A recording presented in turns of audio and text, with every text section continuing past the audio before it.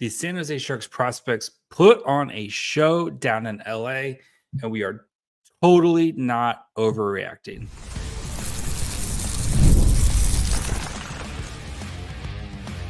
You're Locked On Sharks, your daily podcast on the San Jose Sharks, part of the Locked On Podcast Network, your team every day.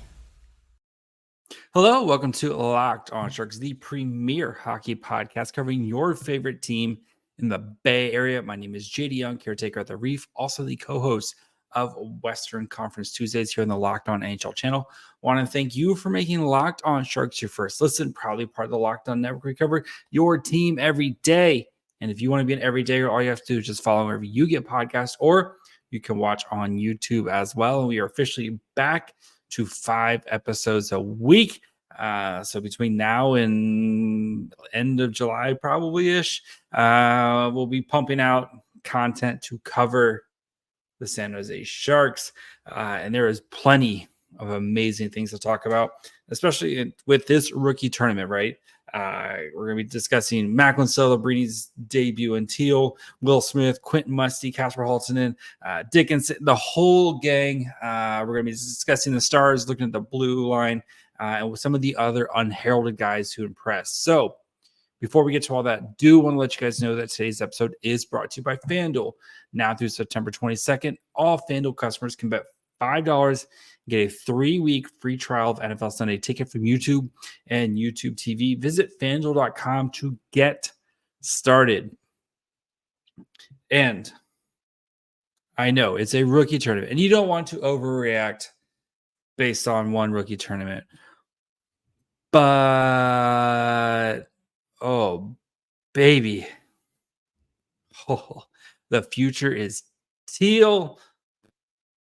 You can't help but walk away unimpressed. I know the Sharks have one more game. They'll play one more game Monday at like 11:30 a.m. Don't expect Will Smith to play. Maybe we start to kind of get a couple more of these other guys get pulled out of the game, et cetera, et cetera.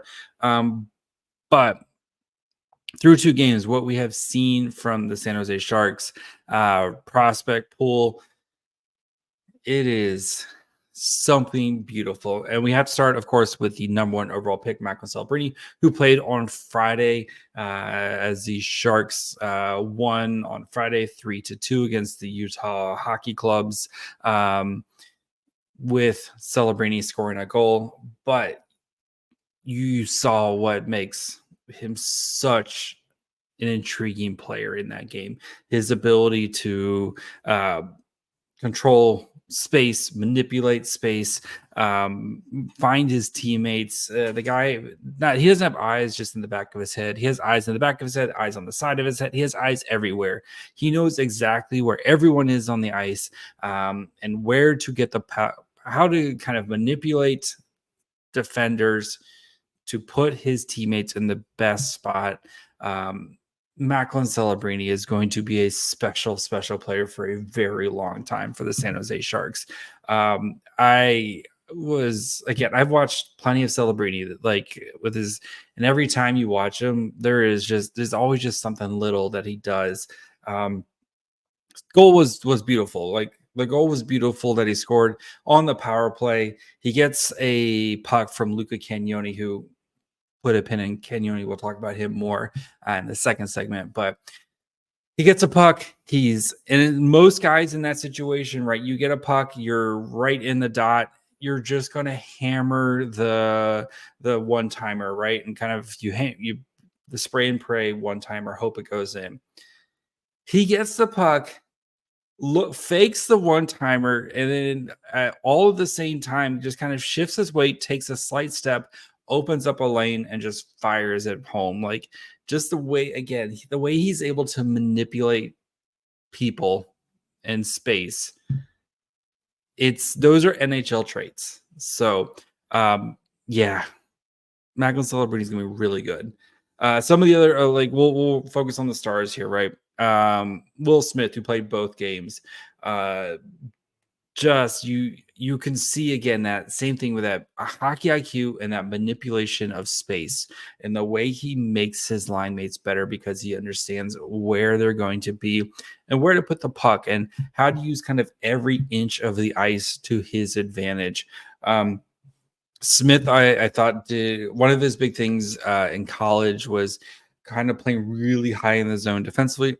Not that Smith had to play a lot in the defensive zone. The Sharks have basically just dominated most chunks of both these games, which you would expect with their prospect pool. But Smith, I thought, being lower in the defensive zone, maybe not looking to kind of make that breakout pass or that breakout play as quickly, not cheating defensively as much. And again, rookie tournament, et cetera, et cetera. But when he goes, man, he goes, and his ability to play with pace. And I know that's something that kind of was a little bit of a question with him at Boston College.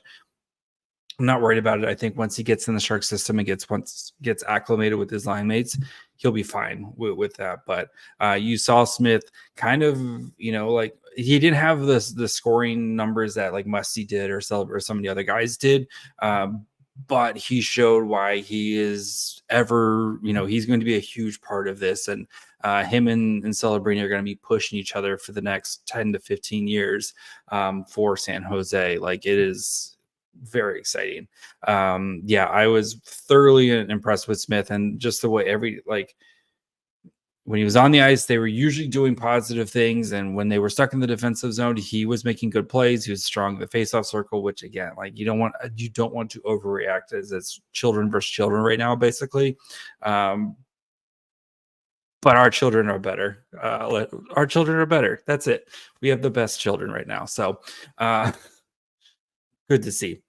And then Quentin Musty, who I thought Friday's game, he was solid. And I talked about on Friday's podcast, like who plays with who is a really big kind of thing for me and what I really want to see. And Friday we saw kind of Halton Celebrini put together, which we had seen at the scrimmage, back in July, and Quentin Musty and Will Smith. Those were kind of paired together again. And then on Sunday's game, we saw Halton. Saw the kind of the super line of Halton and Smith and Musty. And like I said, I thought Friday Musty played pretty well. It was a little bit quieter, but on Sunday, Musty came to play with a hat trick and a beautiful assist. Like all three goals were great. Like the first goal was, he kind of found some soft ice on the power play. Colin Graf, who we'll get to later, and Halton both had some really nice kind of, puck movement and then Musty kind of read on them, found some soft ice, and Graf kind of made a nice little play for a nice tap in goal. Musty again kind of feeding off a Colin Graf pass where he just snipes it home, and then the assist though to Halton where he kind of reads the play. He's at his blue line, reads the play in the neutral zone, kind of just charges, steals the puck, and then just turns on the jets there. And you would think like that, right? In the top of his head, he's like, I got two goals. And instead of trying to force that third goal, he sees Halton as the late trailer and makes a beautiful pass to Halton, who just crushes it, and nothing that like the goalie had any chance to do. Like the unselfish play there, like the selfish play would have been to go, and nobody would have faulted him if you said like shoot the puck. You already got two goals. Makes the right play to find Kasper Halton, who scores, and then gets rewarded karmically, I think, and gets his hat trick like a couple minutes later. So Musty is a guy who I've said kind of all off season, I think he's going to get his 9 games in the NHL, and I still believe that. And again, we don't want to make too much from one rookie tournament, but this could be a really nice kind of confidence booster for Musty as, training camp, which starts on, I guess, Wednesday's media day, Thursday's actual start of training camp. And then next Sunday is the first preseason game, and how much road Musty gets and how much leash Musty gets. And if the Sharks give him a real opportunity to try to kind of make this team, really starts, kind of this week. So if Musty continues to play like this, it's going to be very, very hard for Ryan Warsofsky and Mike Greer to at least not have him on the opening night roster, and then you can kind of go from there. But thoroughly impressed with Musty. We know the scoring is there. It's how do you play without the puck, and how do you play in your defensive zone? And you saw, at least especially on that play with all the goals really, where how do you play without the puck, finding that soft ice, making it easy for your teammates to try to find you, putting yourself in position to score. And then again, that Haltonen one is, nobody would have faulted him for shooting there. He makes the right play, and I think gets rewarded for it later. So you have to feel great, especially looking at these three guys who are going to be huge parts of the Sharks core going forward. Great weekend for them. So we'll see who plays on Monday. Wouldn't be surprised if Celebrini plays on Monday and then Smith gets the day off, or maybe they hold them both out. It is a long season. Both these guys are expected to play in the NHL this year. So I think how the Sharks staff and Ryan Warsofsky and Mike Greer, how they kind of manage them right now. Like, I also wouldn't be surprised if they just kind of shut them down until the end of the but it's gonna be fun, guys. There's a lot of hope and a lot of optimism, and you can see why. So we'll talk about the blue line guys, Cagnoni, Dickinson, and then we'll talk about some of the other guys who I thought really impressed this weekend as well. So we'll get to that here in just 1 second. You've heard us talk a lot about FanDuel, America's #1 sportsbook. Well, we have something a little different for you now through September 22nd. All FanDuel customers can bet $5 and get a 3-week free trial of NFL Sunday Ticket from YouTube and YouTube TV. If you're a longtime listener of Locked On Sharks, you know the Miami Dolphins are my favorite team. And while I may not want to watch the Dolphins for the next upcoming while, I can still watch them every week with YouTube. All you need is YouTube TV base plan and be able to watch every regular season Sunday afternoon out of market game. All you need is a Google account and a current form of payment. You can cancel at any time. Just visit FanDuel.com and download America's #1 sportsbook. All right. Let's talk about the blue line. And Luca Cagnoni Hive, activate right now because, oh my goodness, what a weekend from Cagnoni. Cagnoni, who scores Friday, great, also has a great assist. No, actually, just the assist. Sorry, excuse me. Assist on Friday. Great assist for the with Macklin Celebrini. And then Sunday, goal, 3 assists as well. And Cagnoni, we know, of course, about the scoring, right? Cagnoni scored a ton in the WHL, set a WHL record for points by defenseman. First time with 90 points. First time we've seen that from a defenseman in the WHL in 30 years, with over 90 points. It's always, the questions are going to be about, can he play defense, right? I thought he played really well in his defensive zone. I thought he was strong along the boards, won some board battles there, uses his leverage to his size, right? It's, again, guys, it's not like Cagnoni woke up and was like, oh no, I'm suddenly 6 inches shorter than everybody I'm playing against. Cagnoni's been short his entire life. He knows how to play his size, and use it to his advantage, getting under guys who are much bigger than you and kind of scooping out the puck, et cetera, et cetera. But you saw the offensive production. Cagnoni is one of those guys who's going to be fighting for a Barracuda spot in training camp. And he's good, guys. I love Cagnoni. I think he's going to be a great player. And with these smaller defensemen, right, they're either really good and when they go to the NHL, they're just good, or they just never make it. I don't know why. There's something about Cagnoni, maybe because it's a chip on his shoulder he's had his entire career. Go check out, if you don't know much about Cagnoni, go check out his kind of draft profile. He wasn't drafted in the WHL draft. was supposed to be a second round pick, like late first round, second round pick, fell to the fourth round. The Sharks picked him in last year's draft and just went out and just in a year where he said, I was trying to work on my defense, scored 90 points last year for Portland. I think Cagnoni is had himself a great weekend. I don't know how you can't walk away thinking he was not the best defenseman the Sharks had this entire weekend. And that includes Sam Dickinson, who we'll talk about here in a minute. But his ability, his skating and his ability to manipulate kind of the same thing as Celebrini and Smith, manipulate like space and defenders to be able to do what he wants, right? Especially when you're working in a smaller area, like up at the blue line, where you have guys kind of maybe rushing you and you have like your decisions. And if you make a bad decision there, they usually have more catastrophic consequences. Cagnoni was, just always calm with the puck, knows exactly what he's going to do with it. And he's going to be good, guys. Like I've said it before. I think he needs to be playing in the AHL this year. I don't think he's going to, if he goes back to the WHL, he's going to put up a bajillion points again.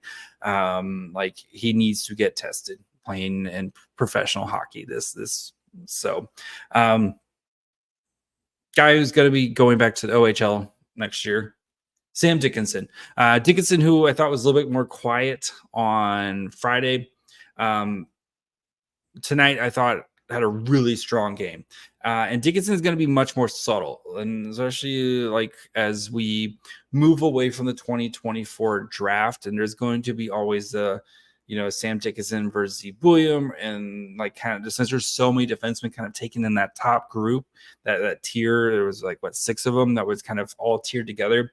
Dickinson is going to be compared to them, and he may not put up as much gaudy and flashy numbers, but I think his game is just so much more subtle, and it's going to be NHL ready sooner rather than later.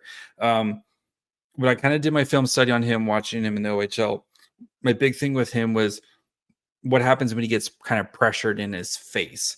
And then kind of this split-second decision-making, I think, is something he's still going to need to work on. And that's why I think going back to the OHL is going to be the right move for him. That way he's not kind of thrown out to the Sharks, pun intended. But you saw like the way he uses his body is already NHL, and like the way because he's big, right? He's 6'3". He just turned 18. Like he is a big boy who plays. He's like already uses his body very well for someone who's so young. That's one of his big positive traits about him is, maybe sometimes the decision making is there, but I think he uses his body really well. And you saw that especially in the Ducks game, where he's making hits. He's kind of, rubbing guys out all along the boards, and using his frame to his advantage to make the smart plays. I don't think he's going to be as you're not going to see the gaudy stuff that maybe you see from a guy like Cagnoni, where you're just like, oh, that guy, like him do stuff like that. And that's fine. I think he's going to make kind of more of the simple play, but it's usually going to be the right play. And when you have what the Sharks have in their forward department with Halttunen and Cagnoni, or not Cagnoni, sorry, Halttunen and Celebrini and Smith and Musty and Bystedt and Cardwell and all these other guys, like you just need to kind of, it's almost like the quarterback or like the point guard, right? You just need to get the puck into their hands and let them kind of continue to do what they do and just make the right plays. I thought Cagnoni had a really, really strong game on Sunday and kind of just making those right plays, right? And not kind of fritzing out when he had to make a decision. Wasn't pressured a lot because, again, the Sharks really controlled the pace of this game for, good chunks of it. There was like 2 minutes at the beginning of the second period where the Ducks kind of put it to the Sharks for a little bit. But other than that, like it was very much Sharks driven. They were controlling the pace and kind of doing whatever they wanted in this game. So good to see from Dickinson, right? Especially because you go back to kind of the rookie, rookie scrimmage thing, and like those guys are never, like defensemen are not put in a good position there, right? Just because it's 4-4, 3-on-3. Like they're just the defensemen are not put. But now that we're kind of playing more real hockey with 5-on-5, you're going to see Dickinson shine better in this type of structure. So I was really impressed with this game. I thought he played really, really well. I thought he really settled in and was kind of a nice calming guy. And that's exactly what his MO is going to be, right? He's going to jump over the boards. He's going to play a bunch of minutes. He's going to play kind of really calm, being a calm presence type of guy. And I'm really excited to see what he does with London this year. Again, I don't expect him to make the team out of camp. Can't play on the Barracuda for the next couple seasons, but that's okay. Like that's okay. Let him continue to marinate. He's going to go with London. He's going to be playing on a really good London team again this year. So, yeah, I really liked his game. So we'll talk about some other guys who I thought had good weekends, including Cardwell and Bystedt and Braden Hesh, who caught my eye several times. So we'll get to that here in just 1 second.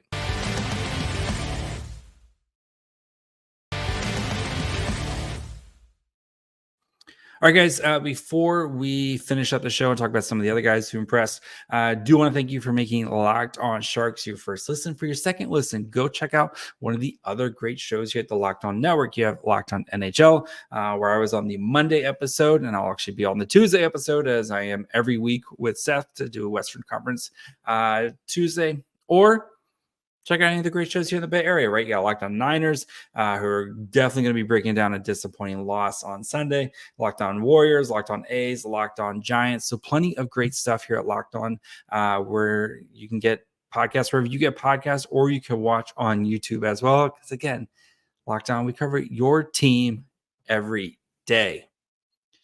All right, other guys who impress, and I'm going to kind of lump these two guys together because I think they should just be lumped in together, and that's Filip Bystedt and Ethan Cardwell.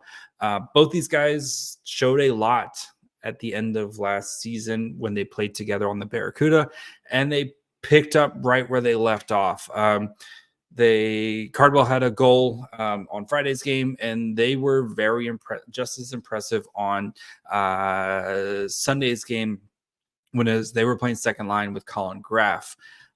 Graf, we'll get to him in a second as well. But Bystedt and Cardwell, they also were the first penalty killing unit. They were this close to getting a kind of a breakaway chance on a penalty kill. Cardwell did have a breakaway chance on a penalty kill on Friday's game. I think those two are going to have a monster season together on the Barracuda. And if I'm John McCarthy, I am not breaking up that pair. Those two guys are just too good together. I think that's those guys they have great chemistry, and they kind of fit what each other does. Like Cardwell and his hockey IQ and his kind of his motor, Bystedt with his size and his mobility. I think those two guys are just. Yes, they came away with a great weekend, kind of primed themselves, I think, to have a really great Barracuda season this year. As for our Colin Graf, again, just like Colin Graf and like most prospect pools would be like easily like top 5. And there's some people who have him like ranked top 5 in the Sharks prospect pool. Like that just, again, shows the like riches that the Sharks have. But Graf, I thought, again, great weekend this weekend, showing off that playmaking ability. I still want to see him like get a chance to launch a one-timer. He did it really well in college with Quinnipiac. I just like saying Quinnipiac. Want to see him get a chance to do it here at some point. And when you're playing with Musty and Smith and Halton, like you're just not gonna probably get the same opportunities. But I thought he played really well with those guys. I thought he looks to be kind of a potential glue guy on a line for whatever you need him to do. It looks like he can do it. So I still think he starts the season with the Barracuda just to try to get some reps playing, and got thrown in last season with San Jose. But I think for him, playing some meaningful reps with the Barracuda this year, and then if he gets pulled up at some time, like that's not the worst path for him.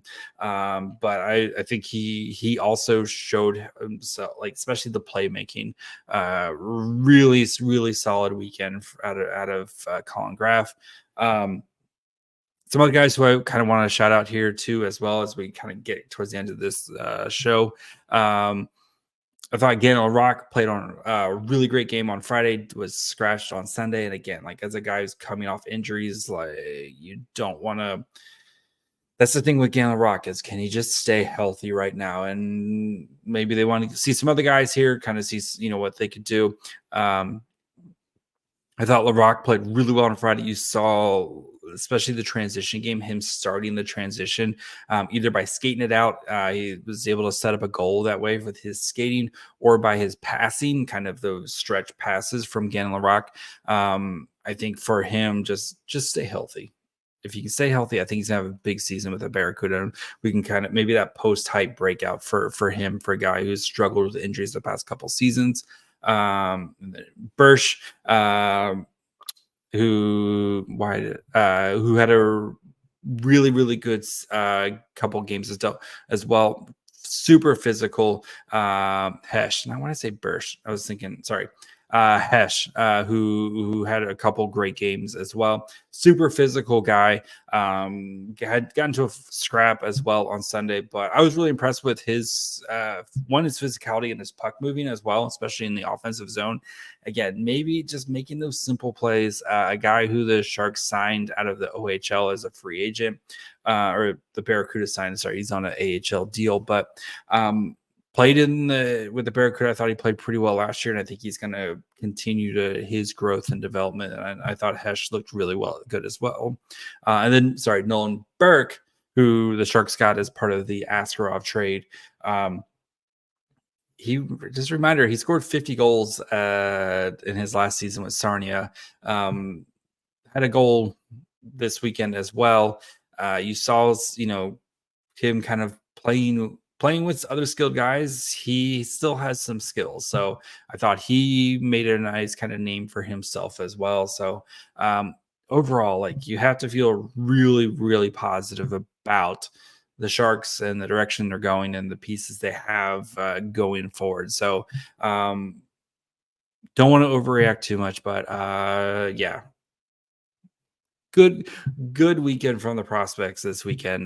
Good to see that. Like, that's what we want to see. So that's going to be it for me today. We'll be back tomorrow. We're going to do kind of a state of the franchise. So if you just kind of a nice look back of the summer and what the Sharks did and didn't do and all that fun stuff. So we're going to talk about that. We got training camps starting this week. So we'll look at some of the big training camp battles as well. Yeah. Plenty of stuff. We are getting back into the swing of it. So make sure you are following along wherever you get podcasts. And of course, you can watch on YouTube as well. Follow the show on Twitter, Facebook, and Instagram at Locked On Sharks. Follow me on Twitter at MyFryHole. Till tomorrow. Bye, friends.